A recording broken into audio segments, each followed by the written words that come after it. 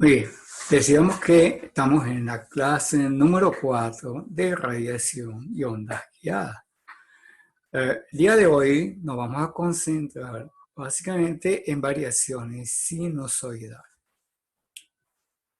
Y bueno, nosotros como ingenieros muy frecuentemente trabajamos con señales sinusoidales. ¿Okay?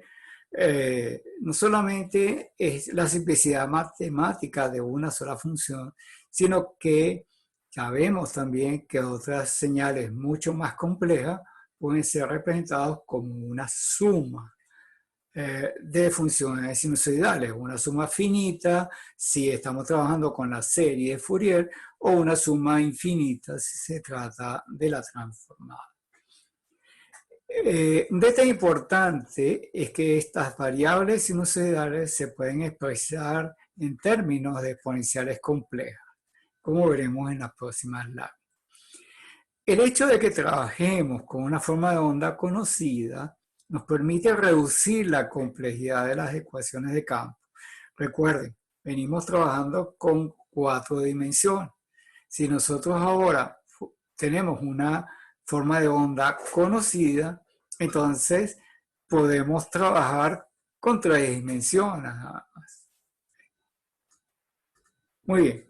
Consideremos una función cualquiera del tiempo. Bueno, cualquiera no. Esa función de tiempo que tiene usted en pantalla. Esta función de tiempo tiene una amplitud pico que viene dada por una letra F cursiva para diferenciarla de las letras normales que usaremos luego. ¿Okay? Y que tiene como función de tiempo y como función de tiempo omega t más una fase inicial. ¿Ok? Omega es la frecuencia de esa sinusoide. A través del teorema de Moivre nosotros podemos representar esa función de tiempo en términos de números complejos de la siguiente manera.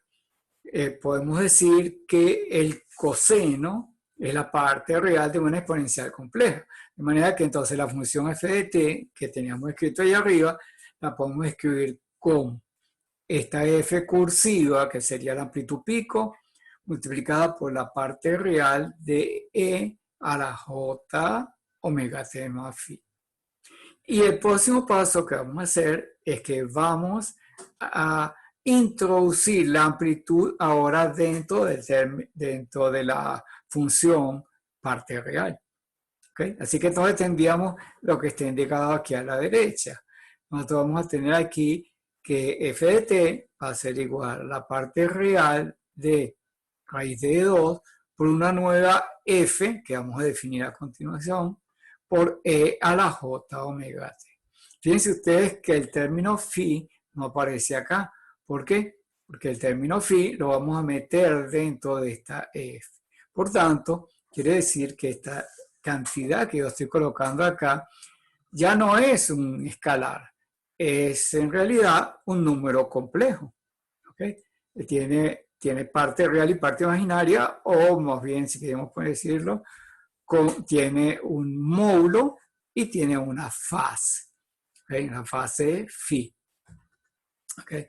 Entonces, esta cantidad f que acabamos de definir acá con una f normal, ¿okay?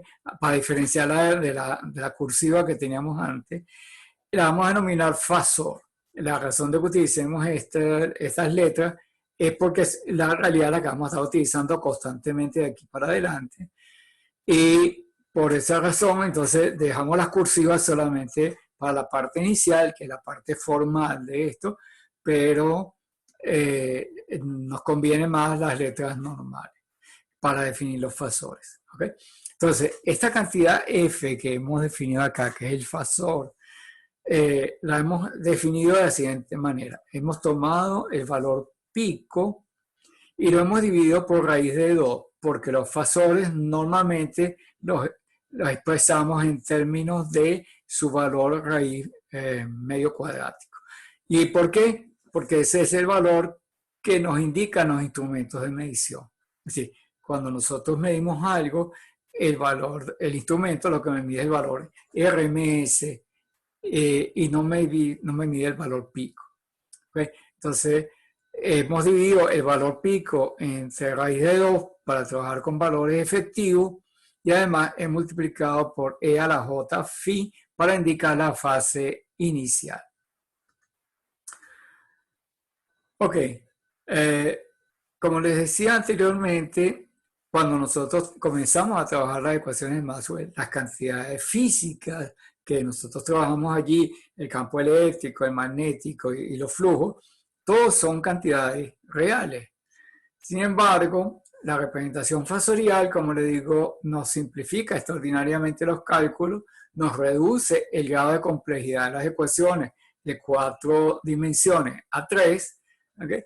Y luego lo que tenemos que hacer para volver al plano tiempo es simplemente devolver el cambio de variable. ¿Okay? O sea, como dice aquí, para obtener las variables verdaderas solo hay que realizar la operación indicada anteriormente, que era multiplicar por E a la J omega t, multiplicar por raíz de 2 y tomar la parte real. Como le dije anteriormente, el término raíz de 2 es precisamente porque estamos trabajando con valores efectivos en lugar de los valores pico. Bueno, eso lo podríamos hacer para una función cualquiera. En nuestro caso nos interesa expresar los campos y los flujos. Entonces podemos redefinir las ecuaciones de Maxwell. Por ejemplo, pudiésemos tomar el campo eléctrico E. En 4 dimensiones es una E de X, Y, Z y T. En forma fasorial, esto sería una E de X, Y y Z. Y si lo queremos volver al plano tiempo, lo que tenemos que hacer es multiplicar esa E por E a la J omega T, multiplicar por raíz de 2 y tomar la parte real. Okay. Eso ya yo eso hemos dejado. Eso que acabamos de hacer para el caso del campo eléctrico, lo podemos hacer para los flujos y para los campos, o sea, para el campo H, para los flujos D, B, J, y también inclusive para las cantidades, los potenciales que nosotros definimos en la clase anterior. ¿Okay? Entonces nosotros también eso es aplicable al caso de A y al caso de los escalares, por ejemplo, Q sub B es un escalar y phi, el potencial escalar eléctrico también es un escalar. Todos ellos ahora son funciones de 3 dimensiones y son fasores. O sea, tienen módulo y tienen una fase. Un detalle importante que ya ustedes han estudiado anteriormente cuando estudiaron números complejos es que la operación de derivación, en el caso de números de fasores, se reduce a una multiplicación por J omega. De manera que entonces las ecuaciones de Maxwell se simplifican porque todas esas derivadas respecto del tiempo ahora se convierten en una multiplicación. Como por ejemplo esto que tenemos acá. El rotor de E va a ser igual a menos J omega por B. ¿Okay? O sea, la primera ecuación de Maxwell. ¿Okay? Eso que tenemos allí para el caso del rotor de E, bueno, para el caso de la divergencia, no hay ningún problema, sigue siendo igual a 0. Pero recuerden que esta B ahora está en 3 dimensiones, no en 4. Para el caso del rotor de H, eso va a ser igual a J omega D más J. Y donde H, D y J son vectores y fasores. ¿Okay? La divergencia de D va a ser igual a Q sub B igualmente. D es un vector que a su vez es un factor y Q sub B es un escalar pero que también es un fasor. Si sustituimos dentro de la ecuación de propagación, la derivada segunda respecto del tiempo se convierte en una multiplicación por J omega 2 veces. Así que nos queda J por J da menos 1 y eso hace que el signo cambie. Aquí era un mes, ahora es un más. nos queda laplaciano de E más omega cuadrado mu epsilon E igual a 0. Y esta ecuación la conocemos con el nombre de ecuación de Helmholtz, porque es el nombre de una persona. Este término omega cuadrado mu epsilon aparece frecuentemente en las ecuaciones de onda, ¿ok? Y le vamos a dar un nombre especial, el nombre se denomina número de onda K. Y por tanto, cuando lo ponemos en la ecuación, que aparece omega cuadrado mu epsilon, pues entonces aparecerá K cuadrado, ¿ok? Aparecerá. Si estuviéramos trabajando en el caso del vacío, entonces tendríamos K cuadrado va a ser igual a omega cuadrado mu sub 0 epsilon sub 0. Ok, recordemos un poco el caso de la historia de la onda plana infinita, porque habíamos hecho la historia plana infinita para simplificar las ecuaciones de Maxwell para tener un número menor de incógnitas, un número menor de grados de libertad y por tanto tener una simplificación en la ecuación. Y eso fue lo que nos llevó al concepto de onda en movimiento. ¿Okay? Entonces, en aquel caso, nosotros pasamos de 4 dimensiones a 2 dimensiones, Z y T. En este caso, nosotros tenemos 3 dimensiones y si escogemos una onda plana, es decir, que no haya dependencia ni con X ni con Y, lo que tenemos es una ecuación en una sola dimensión, que es la que tenemos acá. O sea, que tenemos aquí derivada segunda respecto de Z 2 veces T de Z más K sub 0 cuadrado E de Z igual a 0. ¿Ok? Esto es la ecuación solamente en la magnitud que teníamos allá en el caso de la, ¿cómo se llama? De la onda plana infinita. Ok.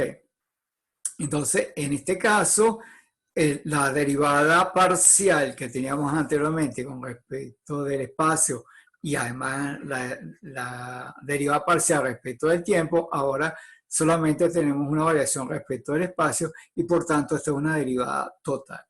Este tipo de ecuaciones de esta forma lo denominamos una ecuación armónica y la solución de la ecuación armónica son exponenciales complejas, que es decir que tenemos dos soluciones, una e a la menos j k sub 0z y tenemos otra que es e a la j k sub 0z. Igual que lo habíamos tenido por el caso de la onda plana infinita, que había dos soluciones, una que se movía en una dirección y otra en la dirección opuesta. ¿Okay?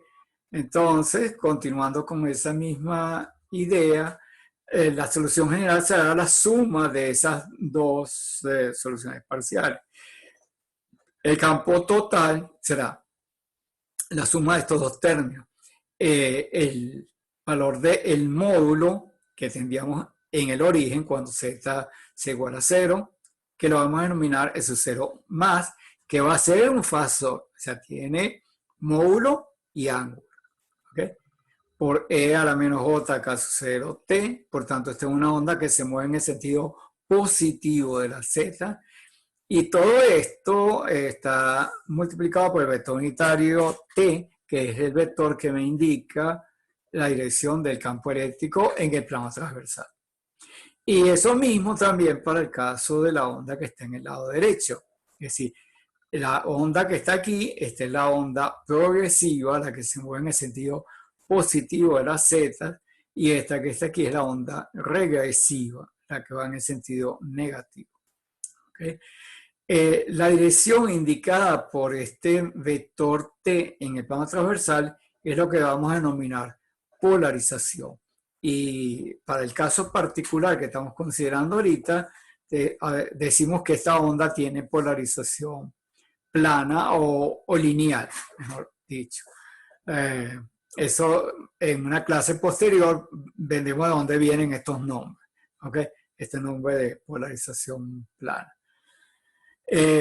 Como ya dije, las cantidades E sub 0 más y E sub 0 menos son los valores que adquiere la onda respectivamente en el origen de coordenadas, en z igual a 0.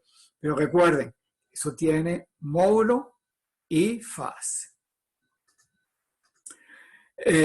Ya dijimos que habíamos hallado el campo eléctrico, ¿ok? Entonces ahora para hallar el campo magnético utilizamos la primera ecuación de Maxwell. Entonces, ok, tenemos rotor D igual a menos J omega mu H. Vamos a pasar estos términos al lado izquierdo de la ecuación. Así que tenemos entonces que H, después de hacer la operación de derivación espacial, nos va a quedar K sub 0, cuando tomamos esta derivada, K sub 0 sobre omega mu, esto lo pasamos para este primer término, que multiplica a E sub 0 más por E a la menos J, K sub 0 Z, menos ahora E sub 0 menos por E a la más J, K sub 0 Z, y por K por T, en ese orden, ojo. Eso quiere decir entonces que H es perpendicular al campo eléctrico y es perpendicular a la dirección de propagación, igual que lo habíamos visto para el caso de la onda plana general. La única cosa es que ahora todas las cantidades con las que estamos trabajando son fasores. Muy bien, ahora tenemos que volver al plano tiempo. Vamos a ver cómo se comportan estas zonas. Bueno, lo que hacemos, como dijimos anteriormente, devolvemos el cambio de variable. ¿Okay? Así que entonces vamos a considerar para este análisis solamente una de las ondas y luego al final podemos sumarla, pero al principio vamos a estudiar a cada una por separado, así que vamos a considerar la onda progresiva solamente en este momento y los resultados que obtengamos después los extrapolamos a la onda regresiva. Ok, entonces tenemos una sola onda. Lo que hacemos, como ya sabemos, multiplicamos por E a la J omega T, multiplicamos por raíz de 2, tomamos la parte real. Ok, así que el resultado va a ser que E de X, Y, Z, T va a ser raíz de 2 por el, ya sabemos de dónde sale, por el módulo de su 0 más, ese es el módulo allá en el origen. Y ahora por una función que es el coseno de omega t más phi más menos K sub 0 z. Bueno, por el vector unitario.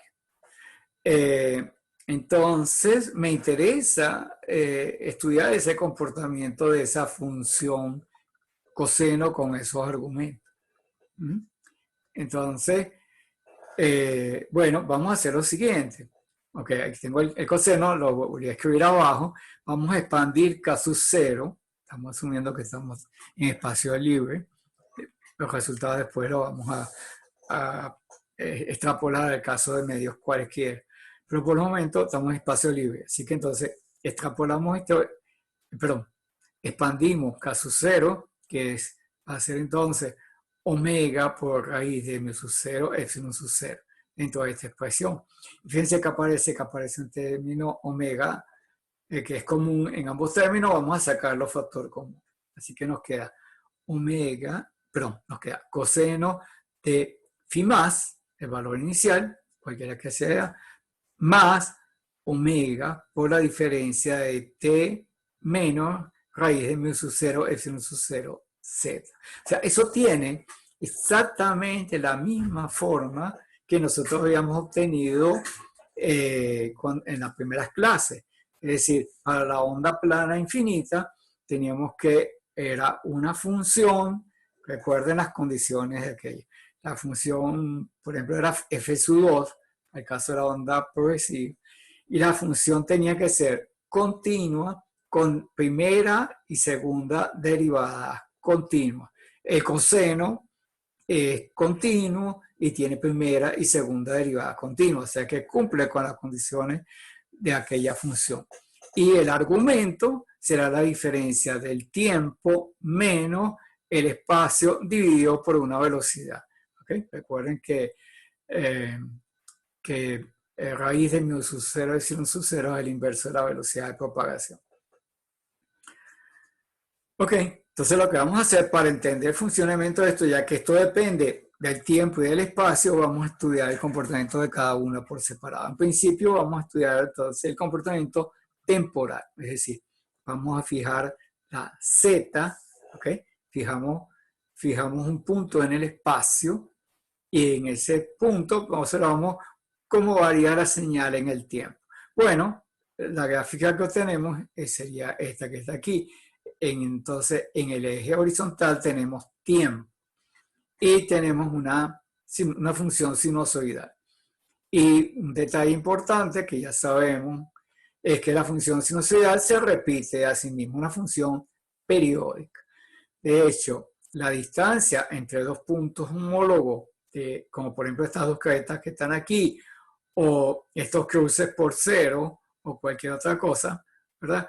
Que sea similar, eso es lo que denominamos el período de la onda. O sea, porque la onda es periódica. ¿Okay? Entonces, si el argumento del coseno se incrementa en 2 pi radianas, se repite el valor de la función. Entonces, eso es lo que tenemos acá. La señal se repite al cabo de un cierto tiempo. Ese tiempo es t. Y cuando nosotros multiplicamos este tiempo t por omega, el resultado es 2 pi radianes. ¿Okay? Para que el argumento de la sinusoide, de la función sinusoidal, se incremente en 2 pi radianes y se repita el valor de la función. ¿Okay? Eso ya lo habían visto ustedes en otra materia anteriormente. ¿Okay? Ahora, el siguiente paso es cuál es el comportamiento longitudinal de la onda. Ok. Bueno, entonces para hacer esto, vamos a fijar el tiempo y hacer que lo que varíe sea el espacio. Y de nuevo nos conseguimos con una sinusoide. Ahora tenemos una variación sinusoidal, igual que en el caso anterior, pero ahora lo que está en el eje horizontal es espacio, no es tiempo. ¿Okay? Entonces, bueno, de la misma forma vemos que la onda es periódica, pero periódica en el espacio.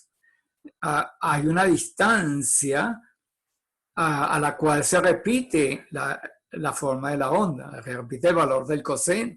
¿Okay? ¿Y cuando ocurre eso? Cuando el argumento del coseno se incrementa en 2 pi radianes. Por tanto, esta distancia lambda, si yo la multiplico por la constante K sub 0, me debe dar 2 pi radianes. Y eso me permite entonces escribir esta relación que está aquí abajo, que la lambda va a ser igual a 2 pi dividido entre K sub 0. Esa distancia lambda en la cual se vuelve a repetir la onda se denomina longitud de la onda. ¿Okay? La longitud de la onda es lambda. Bueno, ya estudiamos el caso de espacio libre. Vamos a ver otros medios. En primera instancia, veamos que una onda que se está desplazando en un medio dieléctrico, lineal, isotrópico y homogéneo. Si los medios son como los acabamos de escribir acá, el resultado es similar al que obteníamos para el caso de espacio libre, solo que cambiando los valores de epsilon sub 0 y mu sub 0 por los valores de epsilon y mu del material. ¿Okay? Así que todo eso lo que va a suceder ahora es que las velocidades cambian de esta forma. La velocidad en espacio libre, que era 1 sobre la raíz de mu sub 0, epsilon sub 0, va a ser igual a omega sobre K sub 0. Y en el caso del material, que es igual a 1 sobre la raíz de mu epsilon del material, va a ser omega sobre K. Un detalle importante que quiero destacar aquí, y es que estamos asumiendo un medio, como lo acabo de escribir, lineal, isotrópico y homogéneo. Si no se cumplen algunas de esas condiciones, es posible que el número que aparezca aquí abajo no sea esta acá. Será algo diferente, como veremos más adelante. Ok, ya hablamos de las velocidades. Bueno, las longitudes de onda serán, pues, tomando en cuenta estos valores. sea que entonces en el espacio libre, lambda sub 0 es 2pi sobre k sub 0. Y en el caso del medio, tendremos 2pi sobre k, el valor de la k, que corresponda a ese medio. Esa velocidad que yo acabo de mencionar allí corresponde a la rata de desplazamiento que tendría que tener un observador hipotético para observar una fase constante en la onda. ¿Por qué? Porque el argumento de la función coseno, ¿verdad?, es la fase instantánea. Entonces, pudiésemos hacer esto. La fase instantánea es el valor inicial más omega por la diferencia de t menos raíz de mu epsilon z. Si esto fuera una cantidad constante, esto sería constante, o sea, el valor del argumento del coseno sería constante y por tanto tendríamos una fase constante, ¿ok? Eso equivale a una fase constante. Entonces, por eso, si yo quiero observar una fase constante, tengo que moverme a una velocidad que va a venir dada por esta condición, que es la que hemos visto anteriormente. ¿Ok? Entonces, como decimos aquí, si asumimos una fase constante y derivamos respecto del tiempo, vamos a obtener lo siguiente. ¿Ok? Derivada de una constante de 0, ¿ok? Entonces, esto va a ser omega por la derivada respecto del tiempo de el paréntesis, que será t menos raíz de mu epsilon por z. ¿Ok? Y para que esto sea igual a 0, quiere decir que esto sea una constante. O sea, y ahora lo que vamos a hacer al derivar respecto del tiempo, derivada de t respecto del tiempo vale 1 y derivada de z respecto del tiempo es la velocidad. Entonces nos queda que, como está igualado a 0, pasando a esto para el primer término, nos quedaría entonces que esa velocidad tiene que valer 1 sobre la raíz de mu epsilon, ¿okay?, que será, como ya sabíamos anteriormente, omega sobre k, que es, y entonces esa velocidad le vamos a dar este nombre, v sub f, y esa velocidad le decimos que es el nombre, perdón, ese nombre es la de la velocidad de fase, entendiendo como velocidad de fase una velocidad ficticia, a la cual tendría que moverse un observador hipotético para poder observar una fase constante en la onda. Es bien importante entender esto, porque como veremos más adelante, puede ser que esa velocidad resulte en algunos casos un poco extraña, pero no es tal porque es una velocidad ficticia, una velocidad geométrica que es necesaria para que se cumpla esa condición que está ahí. ¿Okay? Vamos entonces ahora a expandir el concepto de velocidad. Hasta ahora estamos claros, la velocidad de fase corresponde a lo que nosotros veníamos trabajando anteriormente. Pero ¿qué pasa con las señales de comunicación? Las señales de comunicación no es una sinusoide pura, en realidad una señal más compleja. ¿Okay? La señal más compleja se representa por una superposición de sinusoides. Pero nos interesa saber cuál es la velocidad a la que se mueve la información. ¿Okay? Es una especie de velocidad efectiva. Un detalle importante que siempre me toca hablar en este momento para poder entender esto. Anteriormente, en el pensum anterior,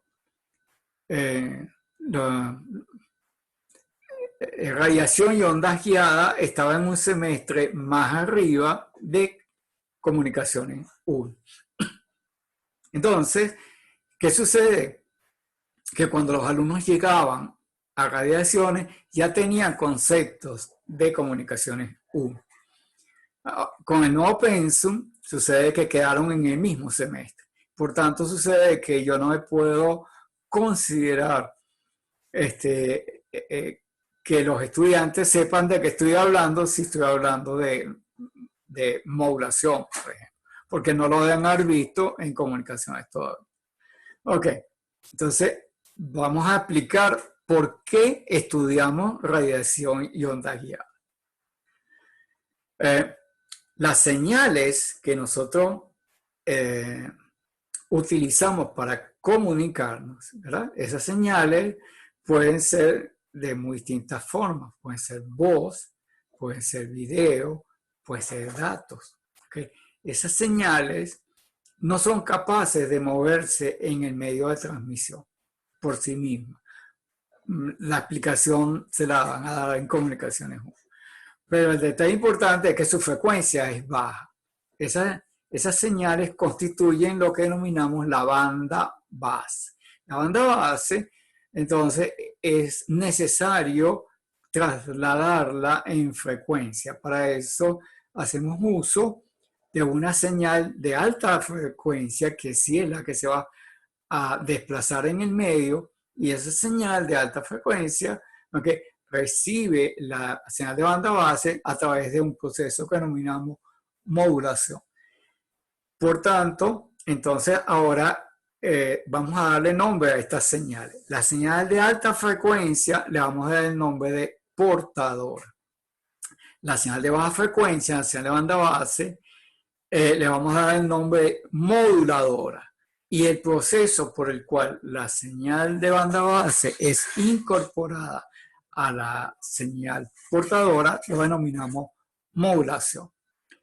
Y eso es algo que está en el fundamento de todo nuestro sistema de comunicación.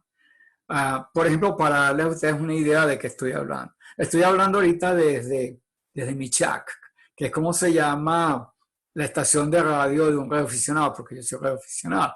Yo tengo un equipo de radio en mi casa. Entonces, este es mi transmisor de radio. ¿Okay? Es un Yaesu FT501, como ustedes pueden ver allí. Es un equipo que puede trabajar en las bandas de 3,5, 7, 14, 21 y 28 MHz. ¿Okay? Y tiene distintos tipos de modulación. Por lo que se ve aquí, uno puede escoger el tipo de modulación. Básicamente, nosotros vamos a estar trabajando con una señal que denominamos SSB. ¿Okay? ¿Y qué es lo que hacemos entonces? La señal de este micrófono que está acá se conecta al transmisor. El transmisor sale hacia una antena, todavía pasa por un medidor de potencia, que es esto que está acá, ¿okay?, del cual hablaremos después en otra parte de la clase. Pero entonces, y eso sale una antena que está ubicada en el techo de mi casa. Entonces, les decía pues que ese equipo, la función que tiene es que esas portadoras con las frecuencias que yo les mencioné hace rato, son capaces de moverse en el medio de transmisión. Y esas señales son las que van a servir de portadora a mi voz. ¿Okay? Entonces, nos interesa ahora justamente qué pasa cuando yo tengo una señal modulada moviéndose en el medio de transmisión. ¿A qué velocidad se mueve? O sea, mejor dicho, a qué velocidad se mueve la información, porque la portadora sabemos que se mueve a la velocidad de fase que habíamos mencionado anteriormente. Para plantearnos un poquito sobre la necesidad de modulación, podemos imaginarnos la siguiente situación. Imaginemos que yo tengo una autopista de hecho con varios canales. El asunto es que yo necesito transportar, necesito que las personas se muevan.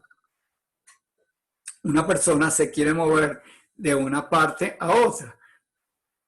La persona podría caminar en la autopista, aparte del riesgo que significa que lo atropellen, pero ¿qué es lo que hace? La persona se monta en un carro o en un autobús. O sea, estos dispositivos pueden moverse mucho más rápidamente en el medio de transmisión y son adecuados para moverse en ese medio de transmisión. Entonces, por tanto, la persona se monta en el carro o en el autobús, ¿okay?, y el conjunto persona más carro es lo que se mueve en la autopista. Cuando llega al final de su destino, la persona se baja del carro. Ya no necesita el carro, ahora ya lo voy a tener. Lo mismo que pasa con la información. La información, ¿okay?, no se puede mover fácilmente en el medio de transmisión por causa de que su frecuencia es baja.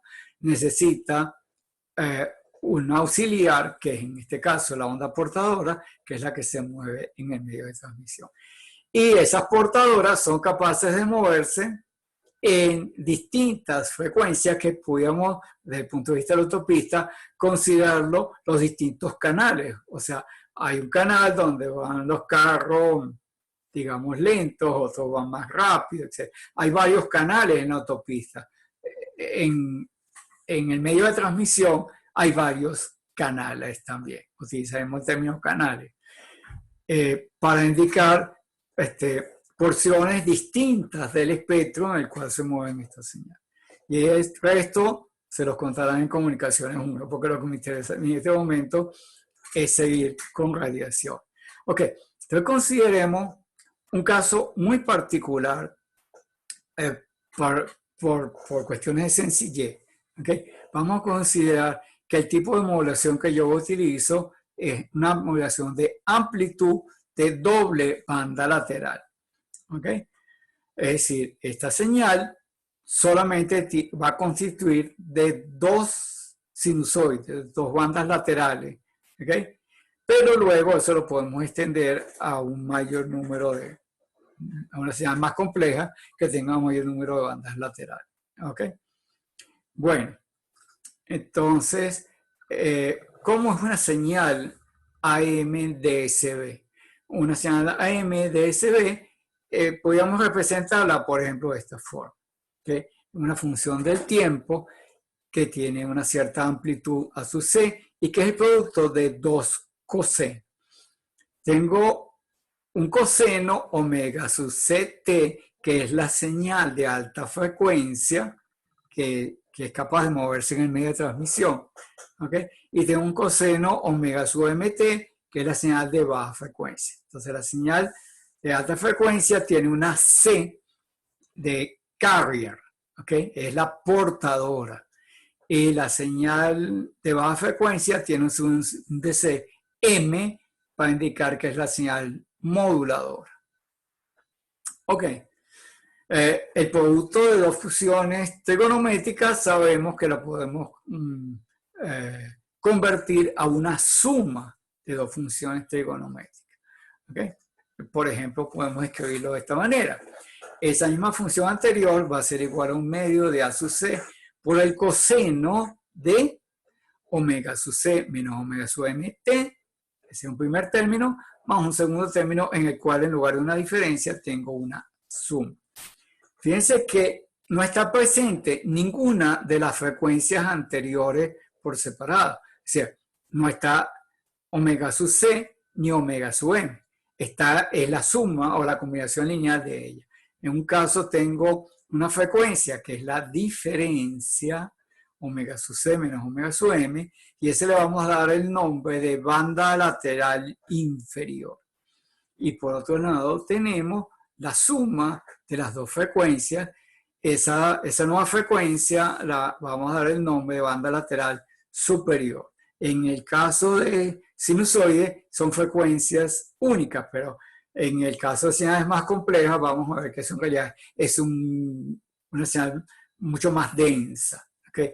Si la ponemos en un gráfico, eso van a ser unas delta Dirac. En frecuencia, me refiero. ¿Okay?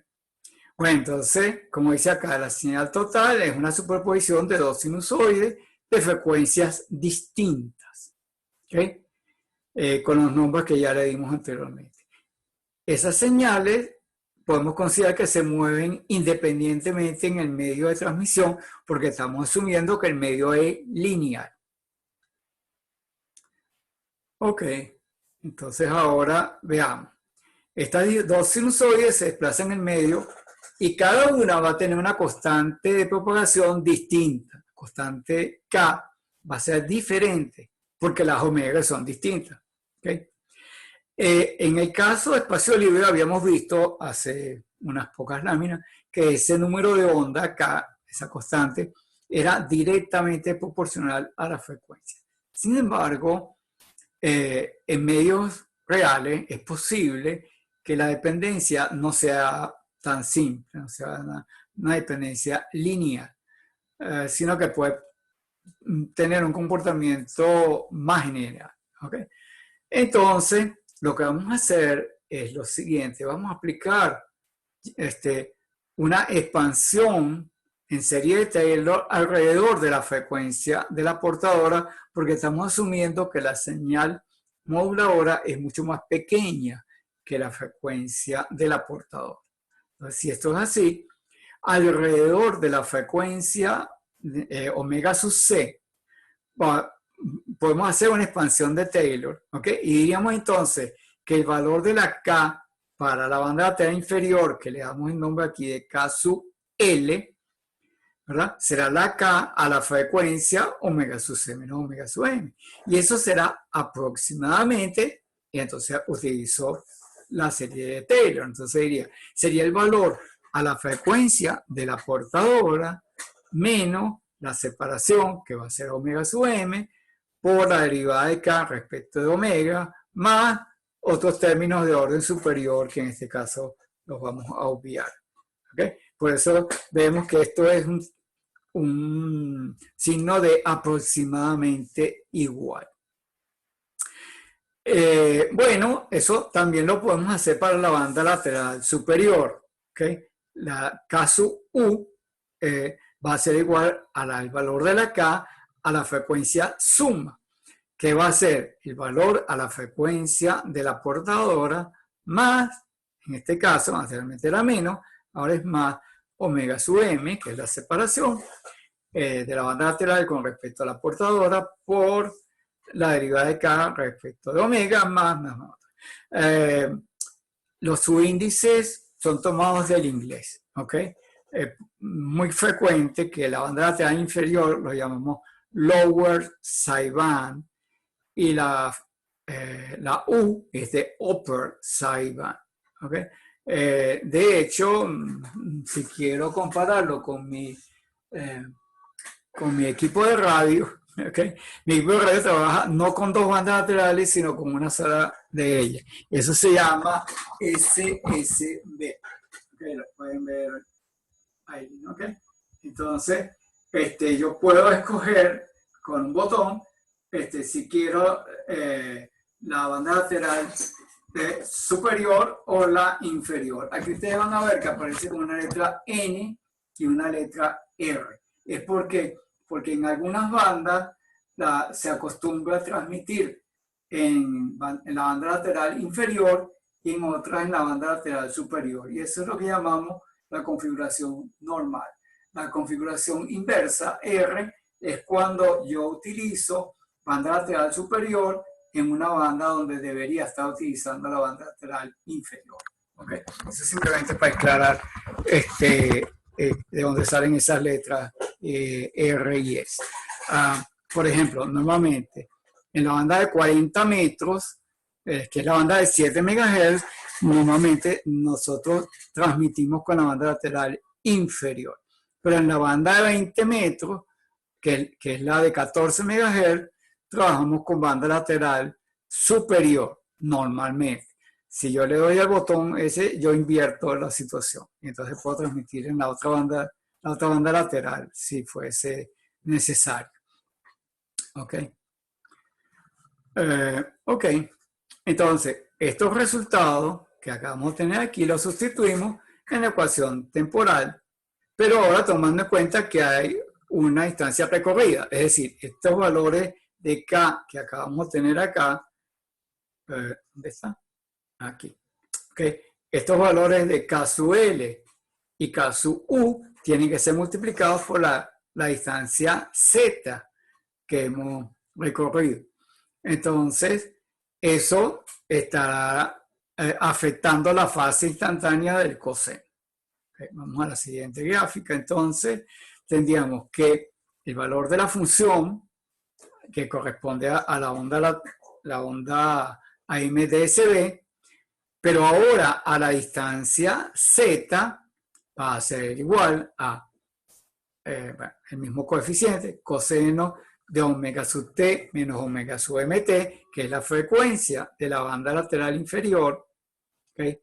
Menos la z recorrida por el valor de la k que corresponde a la banda lateral inferior, que será k, el valor a la frecuencia de la portadora, menos la separación omega sub m por la deriva de k respecto a omega. Y para el caso de la banda lateral superior, bueno, repetir lo mismo. ¿Okay? Entonces tengo aquí, esta es la frecuencia de la banda lateral superior y este es el valor de la K para la banda lateral superior. ¿Okay? Aquí por eso que el signo más y aquí está el signo menos. Y ahora lo que vamos a hacer es que vamos a juntar esa suma de sinusoides en un producto, como teníamos al principio. ¿Ok? Así que entonces sacamos factor común el término omega sub m en estas expresiones, están acá, y obtenemos lo siguiente. El valor de la función en el tiempo t a la distancia z va a ser el valor de la amplitud por coseno de omega sub ct menos zk por el coseno de omega sub m por t menos z deriva de k respecto de omega. ¿Ok? Fíjense, el término que está acá a la izquierda es la señal portadora. ¿Okay? Esta es la portadora que simplemente sufrió un retardo de fase obtenido de multiplicar la constante K, el número de onda, por la distancia recorrida Z. ¿Okay? El término de la derecha contiene la frecuencia de la moduladora en el tiempo t, pero ahora con un retardo de tiempo que se obtiene de multiplicar z por la derivada de k respecto de omega. ¿Okay? Eso es algo que tenemos que tener presente. Entonces, vamos a estudiar los dos casos por separado. ¿Okay? Entonces, fíjense, si yo quiero observar una fase constante en la portadora, lo único que tenemos que hacer es que el argumento del coseno a la izquierda sea constante. Es decir, omega sub ct menos z por k, una constante.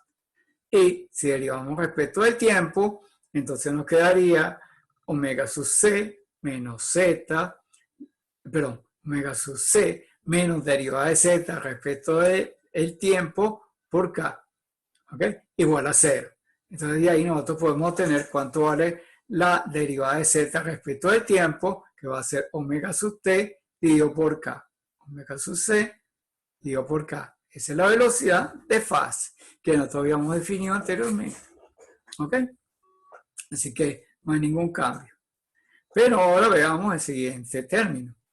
¿Qué pasa si yo quiero observar una fase constante en la envolvente? Es decir, en la señal moduladora. Bueno, entonces para que eso ocurra, el argumento del segundo coseno también debe ser una constante.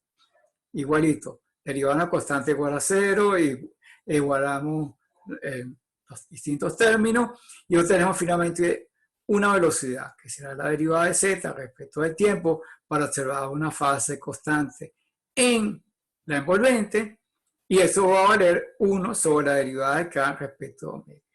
Y ese valor en general será distinto del anterior. Por tanto, le vamos a dar un nombre también diferente. Esta velocidad la vamos a denominar velocidad de grupo. La otra era la velocidad de fase.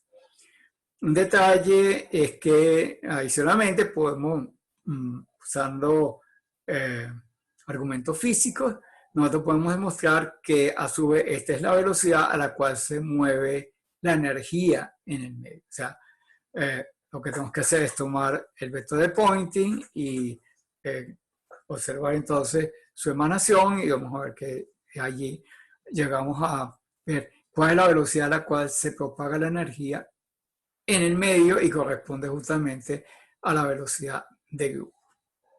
¿Okay? Como decíamos anteriormente, en el vacío estas velocidades de fase y de grupo son iguales. Igual que se para onda plana infinita, aunque no sea en el vacío. ¿Okay? Siempre y cuando el medio sea lineal, isotrópico y homogéneo. ¿Okay? Sin embargo, en ciertas circunstancias, cuando no se cumplen esas condiciones que yo acabo de mencionar, es posible que las velocidades sean diferentes. Y es más, es posible que esa velocidad de fase que yo tengo acá pueda hasta ser mayor que la velocidad de la luz en el vacío. Alguien diría, pero ¿y eso es imposible? Porque contradice los principios de Einstein. Pues no, la velocidad de fase no contradice los principios de Einstein, porque la velocidad de fase no es una velocidad física, es un concepto geométrico. ¿Okay? No corresponde a ninguna magnitud física y por tanto no viola los postulados de Einstein. ¿Okay? La velocidad del grupo sí corresponde a una magnitud física, es la propagación de la energía. Y por tanto, esta sí tiene que ser igual o menor que la velocidad de la luz. Ok, ahora veamos un detalle interesante. Okay. Si hablamos entonces de que las velocidades pueden ser diferentes entre sí, la velocidad de fase y la velocidad de grupo, además también puede suceder que la velocidad a la cual se muevan las distintas componentes espectrales, por ejemplo las bandas laterales que yo mencioné anteriormente, no estén relacionadas apropiadamente y entonces podemos tener una distorsión en la onda resultante. Okay, veamos dos situaciones que me interesa ver acá. Okay. La primera situación corresponde al caso cuando las velocidades de fase y de grupo son constantes. Consideremos entonces que un medio puede tener una velocidad de fase y que esa velocidad fuera constante y que la velocidad de grupo también. Esto significa, como decimos acá, que todas las componentes espectrales de la señal llegan al mismo tiempo, al otro extremo del trayecto. Eso significa que la señal se puede reconstruir idénticamente a cómo salió. Decimos que la propagación es no dispersiva, o sea, no se desparrama, pues, como veremos en este momento. ¿Qué pasa si las velocidades son diferentes para cada componente espectral de manera que también los tiempos? ¿Okay? Entonces la señal se dispersa en el tiempo. Vamos a ver si tengo un dibujito aquí para mostrar. Ok, veamos entonces esta situación en este dibujo. Ok, fíjense, esta es la señal inicial. Ok, aquí yo he puesto tiempo en el eje horizontal. Ok, de manera que las figuras que están al lado derecho muestran un tiempo posterior, porque es ocasionado por la propagación. O sea, que cuando nosotros nos movemos de un punto al otro del espacio, también cambiamos el tiempo. ¿Okay? Entonces, esto que tengo aquí, este pulso rectangular que tengo aquí del lado izquierdo, fue emitido en este tiempo. ¿Okay? Y si esto se propaga en un medio no dispersivo, al final yo voy a tener una repetición de esa forma. Quizás pudiese cambiar la amplitud si el medio tuviese pérdida, pero aunque tenga pérdida, si es no dispersivo, yo puedo reconstruir la misma forma al cabo de un cierto tiempo, obviamente, que es debido al tiempo de propagación.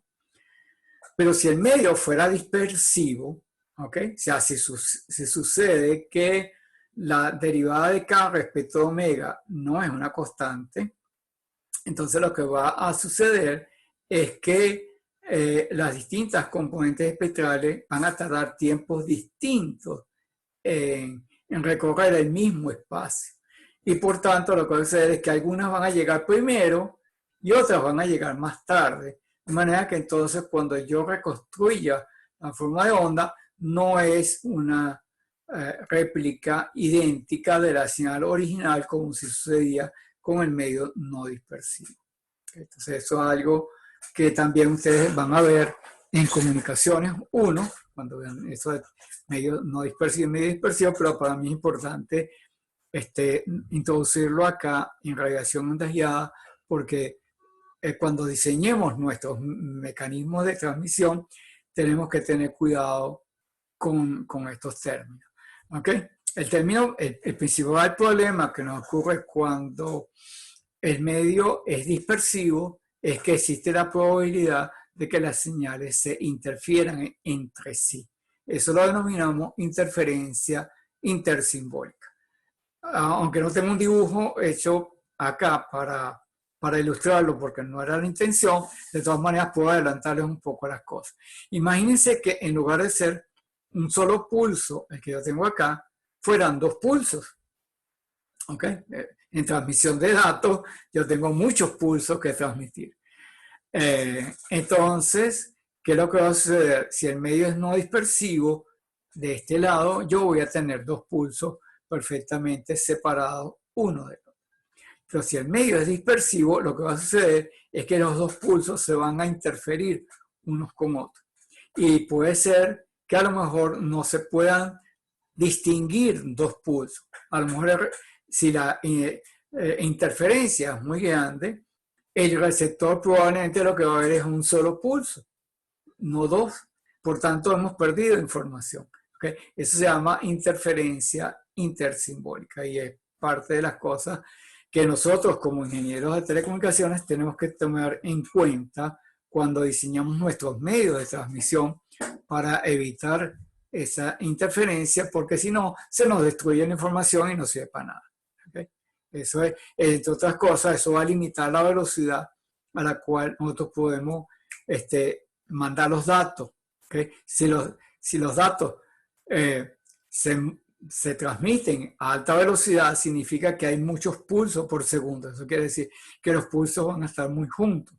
Y si están muy juntos y ocurre este problema de que el medio dispersivo, nosotros vamos a perder información. Entonces, ¿qué es lo que tenemos que hacer para que nosotros podamos tener los pulsos separados suficientemente? Tenemos que bajar la velocidad. Si nosotros hacemos que los pulsos estén más separados entre sí, obviamente la velocidad, el número de pulsos por segundo va a disminuir, pero en este caso, aunque hubiera dispersión, podríamos tener todos los pulsos perfectamente distinguibles uno del otro y por tanto no tenemos pérdida de información, no tenemos interferencia intersimbólica. Bueno, ya hemos hablado de varias cosas. Vamos a hablar del vector de Poynting. Vamos a hablar del vector de Poynting complejo. Bueno, nosotros habíamos definido anteriormente el vector de Poynting como el producto de E por H. ¿Okay? Entonces, aquí ustedes tienen en la pantalla en 4 dimensiones, tengo un vector de Poynting en 4 dimensiones, X, Y, Z y T como el producto Q de E por H. ¿Okay? Una de las cosas que podemos hacer cuando trabajamos con fasores es que podemos disminuir la complejidad de esas expresiones porque ahora el número de variables independientes va a ser menor. Entonces, podemos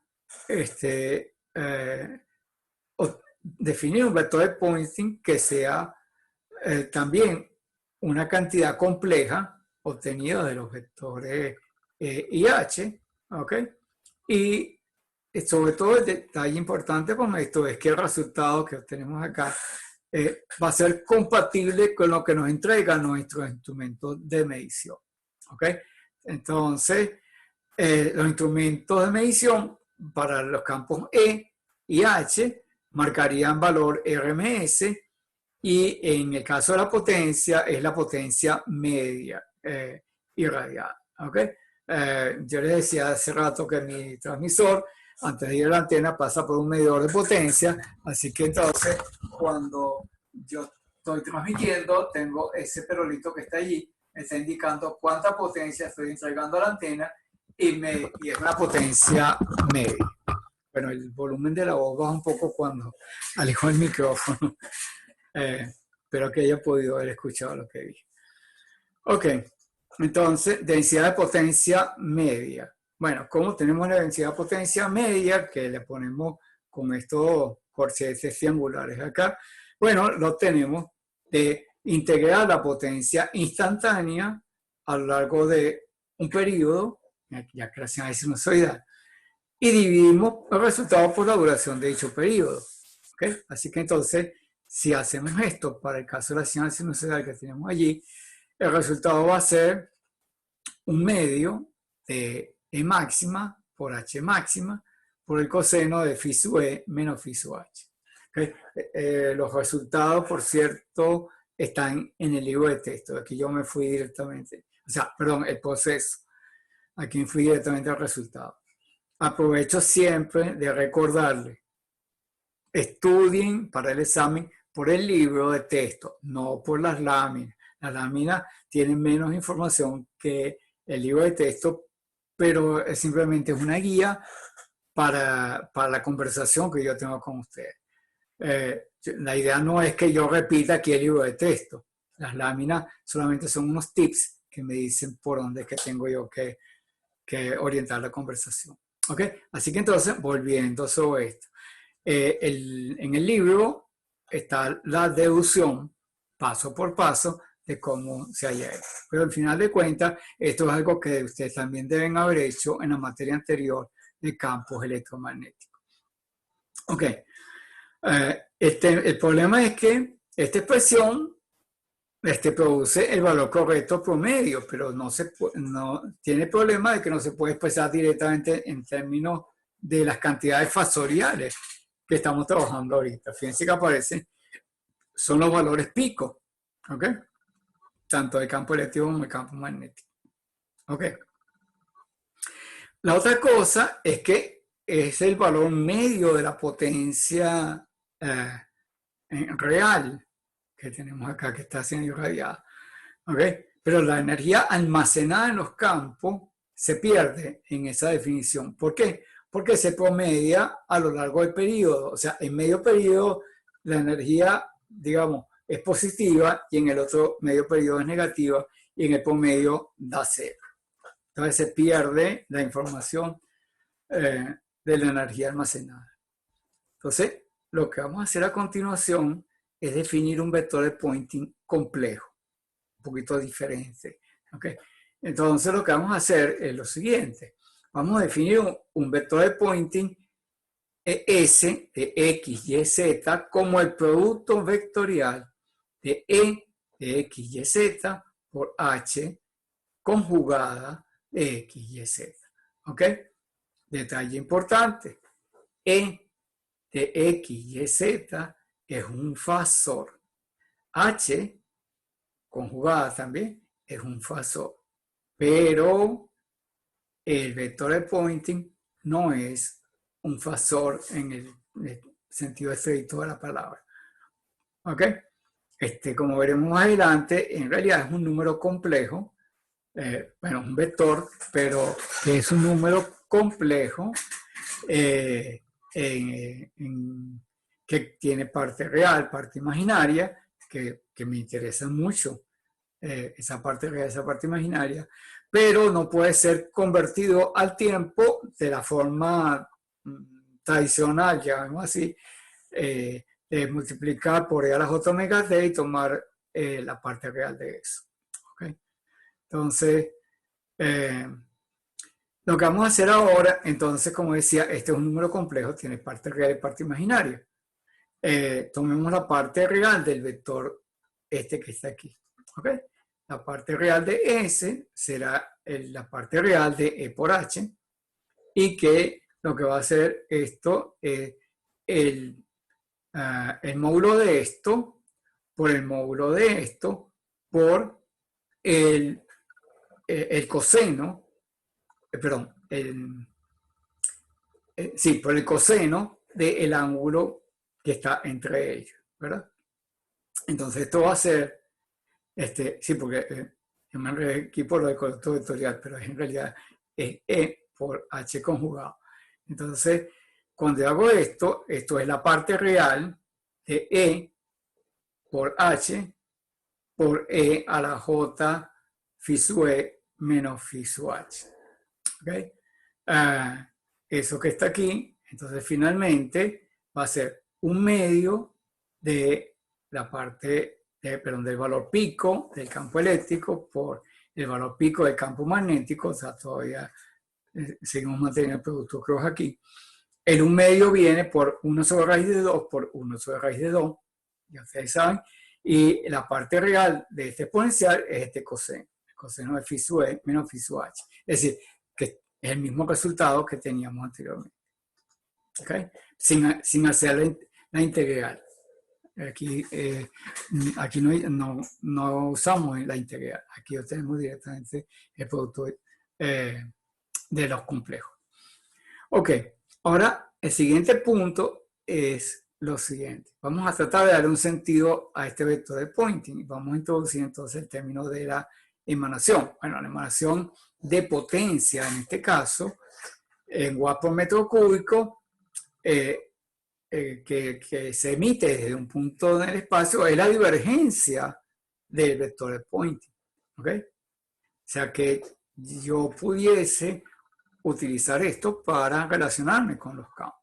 Entonces, fíjense, divergencia de S, ¿okay? Recuerden que S está en watt por metro cuadrado, pero su divergencia va a estar en watt por metro cúbico, por causa de la derivada espacial, que va a introducir un término en metros a la menos 1.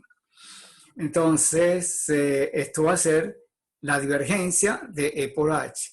Y utilizando las propiedades que ustedes estudiaron en el cálculo 2, esta divergencia de este producto va a ser el producto interno del segundo por el producto cruz de nabla por E menos E por producto interno por el producto vectorial de nabla por H.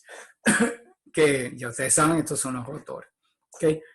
Y si ahora nosotros nos vamos a la primera ecuación de Maxwell, ¿okay? Rotor de E es menos J omega mu H. Así que me queda H por H conjugado, que está aquí. Esto va a ser el menos J omega mu H en módulo al cuadrado. ¿Ok? Y cuando yo calculo el rotor de H, me va a quedar lo mismo para el caso de epsilon, pero adicionalmente, si hay una conductividad sigma, va a aparecer aquí. O sea, aquí me va a aparecer menos sigma módulo de E al cuadrado, y aquí me aparece menos J omega mu por H. O sea que vemos que esta emanación también es un número complejo, tiene una parte real y una parte imaginaria. Y eso es la emanación de potencia. Eso tiene dimensiones de watt por metro cúbico. Ok, el primer sumando entonces representa la energía disipada por ciclo. Ok, por causa del signo menos. Ok, eso tiene que ser luego compensado por una fuente, lo vamos a ver en la próxima lámina. Entonces, eso es la energía disipada por ciclo, por causa de la conductividad del material, por causa de la sigma, por unidad de volumen, energía por unidad de volumen. ¿Ok?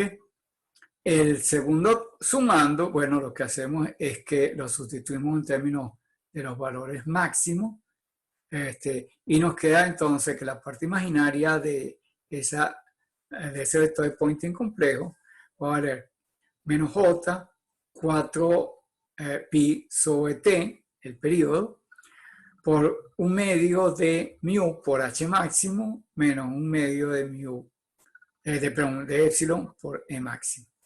Es decir, que esta parte imaginaria contiene información sobre la diferencia de las energías magnética y eléctrica por ciclo de la onda en ese punto. ¿Ok? ¿Por qué por ciclo? Bueno, porque por causa de esto. ¿Ok? O sea, en este tiempo T, que es el periodo de la señal.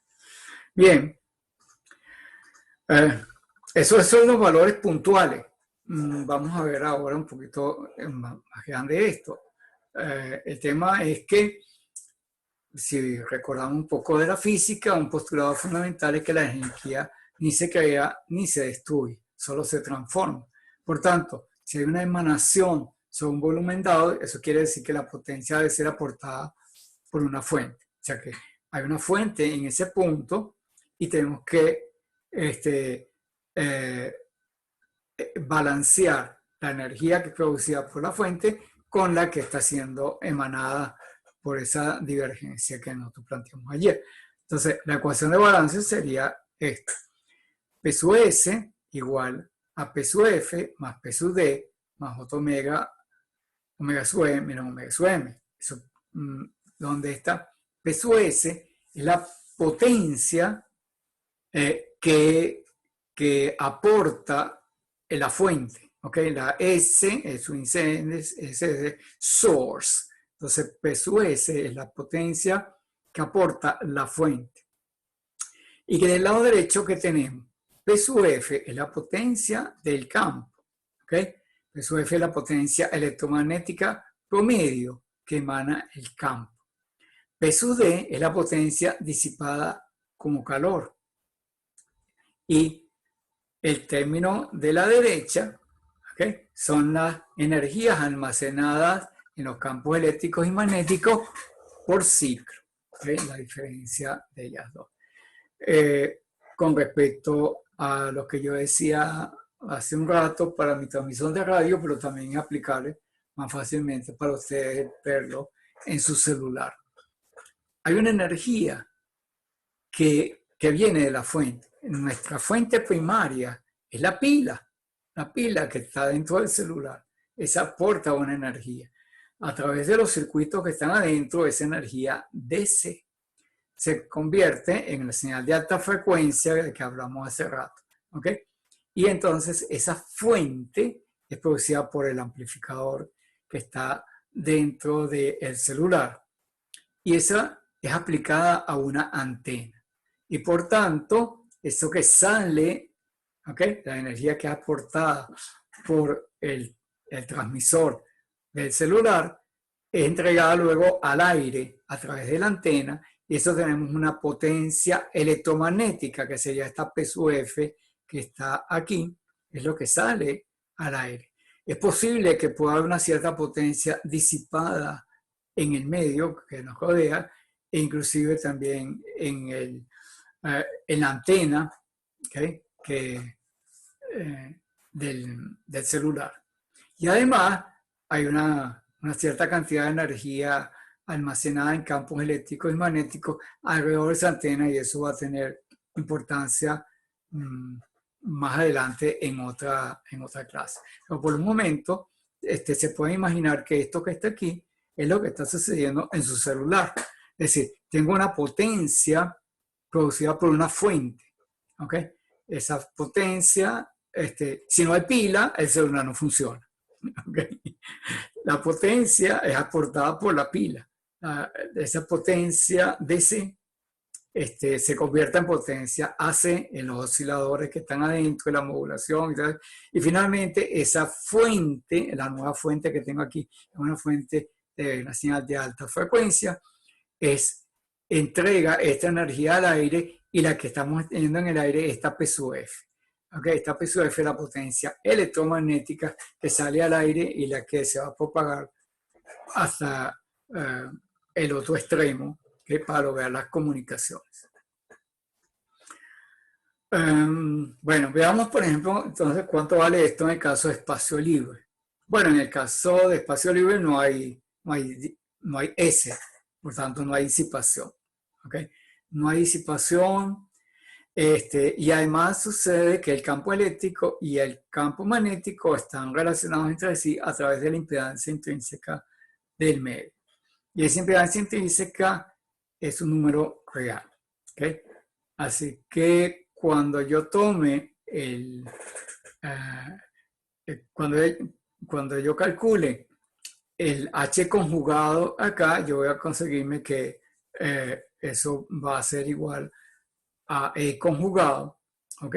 Multiplicado por dividido, perdón, por la impedancia intrínseca. Entonces tenemos acá, el vector de Poynting va a ser E por H conjugado, va a ser E por 1 sobre impedancia intrínseca por K, el vector unitario en la dirección de Z, por E conjugado, ¿ok?